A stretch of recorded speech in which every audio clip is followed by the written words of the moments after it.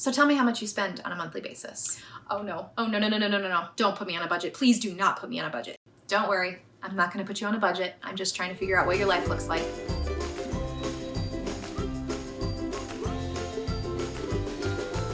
Hey there, welcome back to my channel. If you have spent more than a minute here, you will know that I love to talk about all things retirement.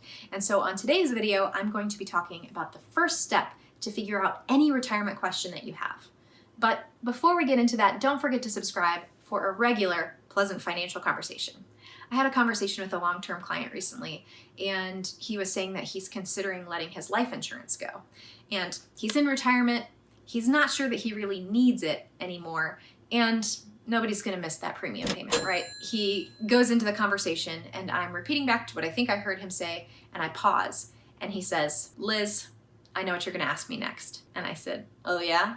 And he said, "Yeah, you're gonna ask me what my monthly budget is." And I said, "Why, yes, Todd, that is what I was going to ask you." Todd's not his real name. So he says, "Okay, I'll email it to you tomorrow.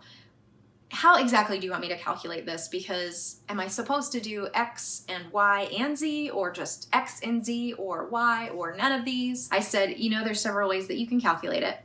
And some people like to be really accurate, and some people don't care to be as accurate. And to be honest, I don't care which way you choose. I just want to make sure that the number makes sense to you. So that next morning, I wake up to my email and I am looking at it, and he has been very thorough. I mean, every single expense is listed out. And also he's mapped on another column potential expenses of the future based on some lifestyle changes that they're making. And then also those periodic purchases that they make that's not factored into the annual budget this year because they didn't do those this year. Very, very detailed. It was so beautiful. Knowing what you spend every month is crucial to almost every financial conversation that you have, but it's one that we get really scared about having with our financial advisor because, one, we don't really want to look and see what we spent money on because we feel a little bit guilty sometimes.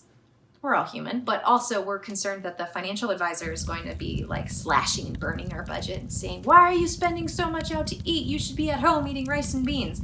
And that's not really what we're going to do. That number is the springboard to a lot of other financial conversations that we have. So just getting to the number is just what you need to do. So here are 3 ways that you can calculate it. Pick the one that serves you best. The first is the ballpark. This is for that big picture dreamer, does not like to get into the numbers very much, and really just wants a quick answer to the question that they have. For this person, what I suggest is that they take their net income, so the paycheck that comes to their bank every month, and subtract out any automatic savings that they might have. So if they're saving extra automatically into a Roth or to 529s or some other thing, then they just subtract that out. And then assume that everything else is expenses. My caveat to that is that if their bank account is growing, then probably we've overcalculated their expenses.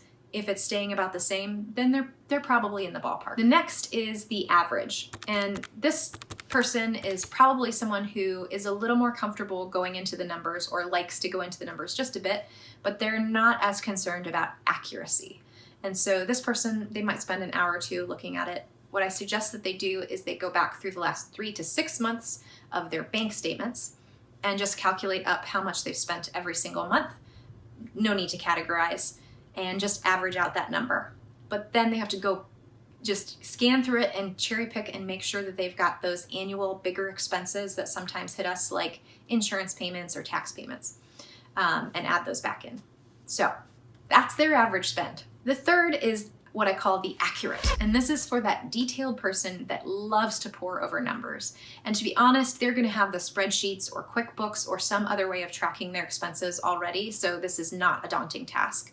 For that person, I have them go through 12 months of expenses and list them out. They can categorize them if they want, and they put them in 2 columns. The first column is what they spent over this last year, and then the second column is how they think that's going to change in retirement. Are they going to add a little bit or take a little bit away?